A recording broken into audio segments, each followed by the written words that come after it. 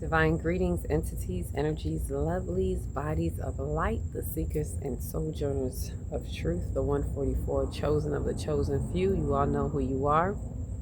I greet you in the love that lights the truth from my heart to yours. I am Celestial Earth, bringing you the news to infuse, the cosmic news to infuse if you so choose to. In this particular cosmic interjection, as we take a look at the cosmic clock, has to do with the Taurus exchange. And it's something I wanted to talk about for quite some time.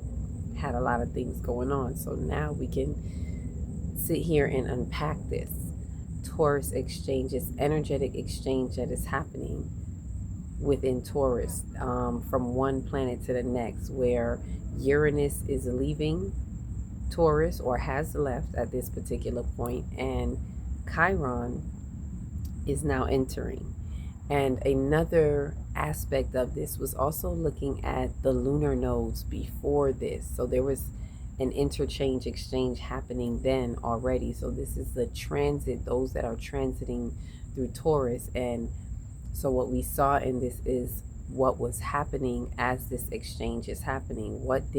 This is helping us to see the relationship or the interrelationship between the planets, and as Uranus did what it needed to do to make way for now Chiron entering, and what are we going to be looking at with that as well. And I'll do a different video about Chiron entering, because there's some more to look into in that. Right now I want to look at the exchange as we are coming from Uranus and into Taurus. So before going into all of that, let's look at what Taurus is about. And I gotta check my notes to make sure I stay focused, because you know how I get it, spirit take it somewhere. So this thing with Taurus, this is an activation, right? This is activating like the Taurus domain and the principalities of Taurus, right? Of the material, like the finances and relationships. So it's good that we know what Taurus is about first, for those who don't know, right? Particularly like how we value them, and how it feeds like our self-worth, our body, the physical body. It has a lot to do with the physical, right? Do we feel good enough is some of the things we ask. Do we feel as if we even have enough, right? And this is where we practice our embodiment of our lessons in value and worth. What are we worth? What do we value? What do we see? Taurus is that earth planet, looking at what the planet is as an element and also as a quality, meaning is it cardinal, fixed, or mutable, right? And in this case, Taurus is an earth planet it's an earth sign, not planet, that is fixed. So it's earth is the element and it's fixed.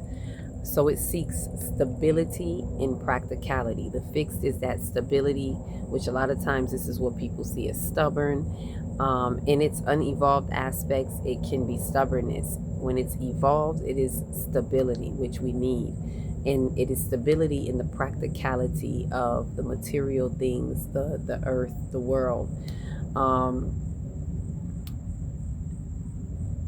It is like qualities. It has the qualities of, or I should say not really qualities, but of the Kemetic god. The Kemetic god Jeb. And this is before the Greek terminologies, right? Kemet was before Greek. The Greeks studied in Kemet. So seeing that it has all these qualities of Jeb, which is earth, it shows why it is used also in our 5D calendar. For those of you who have it, Jeb is very physical, and it represents everything tangible in the earth. So Jeb, if for those who understand the Kemetic understandings, Jeb represents the earth, where the Nut is above and Jeb is below in the earth. So everything that is very physical about and tangible about Taurus. If you really look at it, Taurus also can be represented, being that it's so physical. If you look at the chakra aspect of it, it can be looked at as being the root chakra and the the earth chakra, especially and specifically the earth chakra, because it's about being really rooted in the earth. And when we're really rooted in the earth, like the earth chakra, it's about being so connected in the earth and being aware of our abundance in the earth that we don't have the needs that we have when we're in like lower vibrations or the shadows of this. When instead of greed, we're not caught up in greed a lot of times. And that's disguised as a need, right? Through fear, it looks like, oh, I need this, I need that. But it is really allowing you to see the abundance in the earth as an earth chakra. So when you look at Taurus, if I had to ask what does Taurus represent in regards to a chakra, it would be the earth chakra and the root chakra, in which the root chakra is very, very physical. So again, think physical, think earth, think tangible. This is Taurus. Everything in it that represents our tangible, our body, the body of the earth, life, our life, world, and affairs. So everything that is in the manifestation thereof. So finances and relationships. A lot of times the material world, right? That's what I would say. It's like I could hear that song, Material. A material girl in the material world when you're in Taurus and moving through. And so a lot of times the unevolved aspect, people will look at Taurus as being very like superficial if they're unevolved, which they can be because they're only focused in on their finances and the physical things, and they're looking for stability. A lot of times these are the ones who are good with finances because they look at stability, they look at being very, very practical and doing practical things to have stability in their finances, especially if they're more higher evolved, and even higher evolved. We're going to talk about that later, because when you're really highly evolved, you look beyond gaining these material things, and you find true value in prosperity and what really is true abundance in the earth, and not just being what society has set up for us to be finances, or what we were told relationships should look like, because relationships are also very tangible, very material.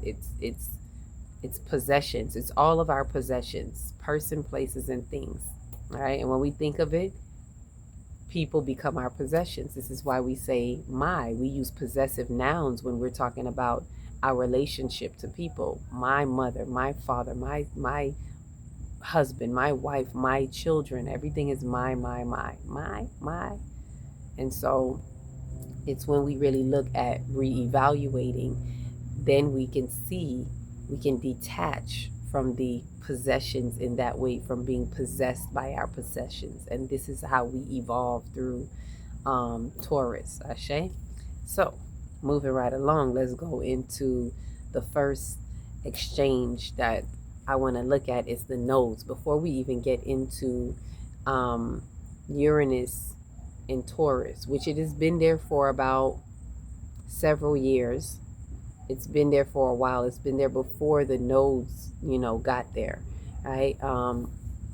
But looking at the nodes, before we look at this exchange that just happened with Taurus leaving and Chiron entering, before that energetic exchange, there was the transit of the lunar nodes, that the north node in Taurus, south node in Scorpio, as it was passing through. So that's what I mean by the first exchange, right? So the first one to look at is the lunar nodes, where they were in that Taurus and Scorpio axis from January 2022 to July of 2023, because the nodes spend 18 months in each sign, house, gate, whatever you want to call it, right? So this was from 2022 January to July 2023, where we're looking at how we treat deep intimacy and relationships, which is in Scorpio, to find the true value in the material world, which would be Taurus, of course. Do we value a true perspective of prosperity or a true perspective of intimacy and relationships? So it's when we're working with the south node into north node, And this is when I became aware of the nodes at that particular point. That's when they were loud on my radar. Like, what is this north node, south node? So really working with where we were coming from. The south node is where we're coming from. The north node is where we're going. The south node is usually what we got to work on that can propel us into our destined purpose of where we need to be focusing on a north node. So north node being in Taurus obviously was our focus. We were being called to focus on the higher aspects of Taurus, right? To be more evolved. This was to help be more evolved in Taurus, so to speak. So to bring us from the South Node in Scorpio, which was looking at our relationship deep, because Scorpio is about deep intimacy relationships, often death to rebirth type of awakenings. This is why it's so deep, going that deep to uncover, to really have what probably gets kicked up is issues in relationships for us to see what the real value is. Deep things that also have to do with intimacy, so we can see what needs to come up. And we're not just talking about intimacy as in a relationship, boyfriend girlfriend relationship. We're talking about all types of intimacy. Intimacy is layered in the definition, because it's just closeness. Think of the things that we can be intimate with and close with. Some people are intimate with, what material things are you intimate with? Let's look at it like that. So the way that we're working on it, the way that it's being worked on us, is the things that are coming up.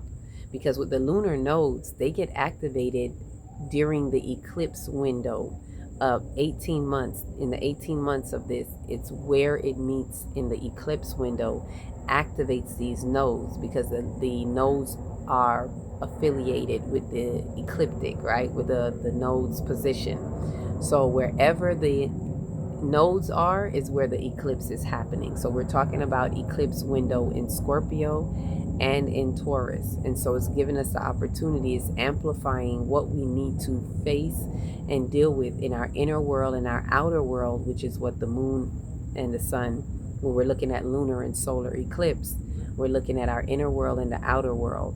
So what is coming up that is having us work on intimacy with these particular material possessions in the world, and how we relate to them, and relationships with people specifically. So then when things may come apart, but it's for us to really, to elevate us, for us to see what it really is, and then bring us into a true focus in the north node. When we gain our lesson in the south node, and we see what no longer works for us, what no longer serves us, if we allow ourselves to see it, then the north node highlights it. So bringing us to an awareness in the north node of, what do we really value in a true perspective? Do you see the true perspective of your finances, your relationship? What is this now true perspective, right? So that's the north node and the south node. And then keeping on point with the notes. So now that in the exchange of, when we're looking at Uranus, the relationship of Uranus and Taurus, as Uranus is transiting through Taurus, Uranus is that planet that I always call it's that revolution. It's that Oya energy, revolution through radical changes, and that's that Oya energy. For those who know about the Ifa Oya, that's that lightning, radical changes, disturbances. It brings lightning to the earth, causing earthquakes, literally and figuratively, that shakes the foundations of the status quo. However things were going, it's like Uranus is like, it's time for a revolution. So there's a revolution happening in the material world. Mind you, Uranus was already there before the nodes got there. So the nodes even further activate that, as Uranus was already working with it and breaking it down. This shake up to shakedown causes us to reevaluate our material values. Do you value true abundance in the earth? What is it that we see, and what is it that we now value? And a lot of us got a taste of that. right? Especially when other planets were in conjunction with Uranus. There was the Mars Uranus conjunction, and that was like cut it up, because Mars is that planet that takes initiative. Mars is that planet of, coming with the fire, coming with the passion. And so when the Mars Uranus conjunction was like taking initiative, was like break it up, let's go. So there was a major cosmic shift that happened around that time, and I believe that was around 2024, leading up to the next Halls of Amenti or 88 Lionsgate. I remember being in preparation of that and meeting some other cosmic celestial beings at the gathering of the masters in at that time. And so I remember really seeing what was happening with those who had Mars and Uranus in their natal chart, right? There was a whole Mars Uranus link up. Shout out to those of you who remember and who were a part of that at that particular time, at that juncture in time.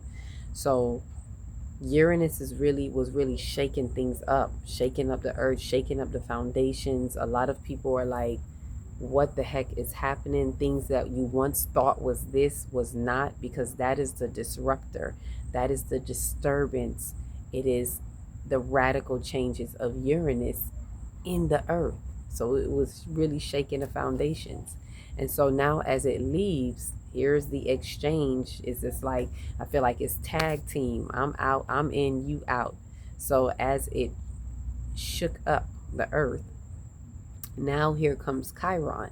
And Chiron is coming in now with a different, message, but not that different. They working together. So this is another aspect of it, and this exchange of Chiron is when it's entering into this transit now, and this is another value exchange. It's like as Uranus exits and it enters, Chiron is that wounded healer. For those who don't know, Chiron is that wounded healer that I love it, because a lot of people don't like it, but it brings you the opportunity for change. So it's that healing that gives you the opportunity to heal wounds in Taurus, the wounds in Taurus of not feeling good enough or having enough in the body as our life, world, and affairs in the material world. So however it shows up in the material world, however we've been resonating with it or dealing with it, it's coming to break those, wounds up, or give you the lessons of the wounds. Through the lessons of our wounds, it is now asking, do we now see the true value of what we call our abundance in finances and relationships? So after the wounds have after we lick our wounds, so to speak, and we're being faced with it. So as Chiron is entering right now, we're going to be here for the next maybe 6 to 7 years in Taurus, where the wounded healer is now going to be bringing us the lessons. And here's the thing I like about the exchange, because Uranus has done the groundwork. Uranus already broke up, cut up, shook up all the foundations, shake them down, take them down. So now we can get the lessons. And this is what I love about the orchestra of the universe. It's so divinely orchestrated, because this is what is needed before. I'm glad it went in and shook up everything, because now we'll be able to see the lessons, receive the lessons, get the lessons, for those who allow themselves to see it. Right? So it makes it easier for us in transit. This is why I say the celestials, they are here to help us. It makes it easiest for us to receive the lessons. So when these wounds come, when the activity, the activation of whatever is happening within this particular transit, as it starts to show us the wounds, it is giving us that opportunity for us to be wise through these lessons. It's saying, like, now you get it. Now when the lessons come, it's not going to be too sticky for us, because Uranus already laid the groundwork. Uranus already shook up your foundation. So if you're not too lost in the shookness of it, so to speak, then you can find the beauty in it. You can get the blessing out the lesson. So when the wounded healer comes, you're not all discombobulated and thrown off because you've received that the foundations needed to be shook.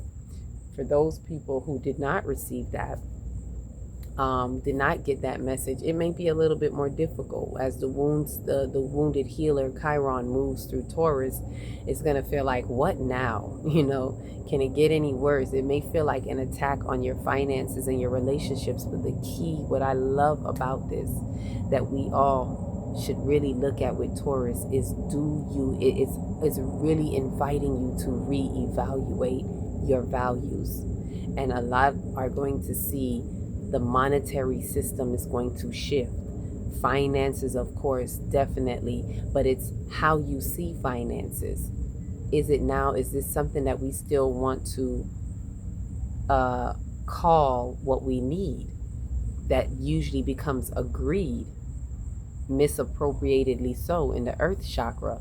Or for those who really are evolved, these are the ones who are going to now say, my true currency is my energy.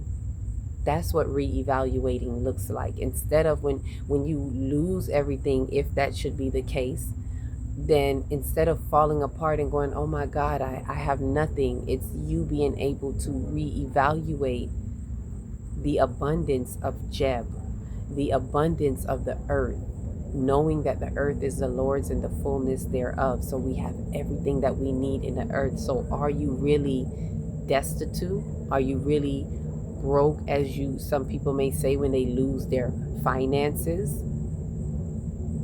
Or are you going to reevaluate and realize that I am not defined by my finances, and that it is my currency? And as long as my energy is my currency, so as long as the breath of life flows through me and I'm willing to work in my sacred service, I'm willing to do what I need to do that is for me, not according to society. So again, it has to do with your self-worth. So you'll also be looking at your solar plexus like, what am I worth? Who am I? What do I call myself? Am I willing to step away from the status quo to allow myself to really embrace and embody who I am in this earth, in this body? And then seeing that energy in you evolve, recognizing the true currency that is going to flow through that. And you won't have to worry about finances because your true currency is your energy. And with that, do you see your abundance? Are you wealthy?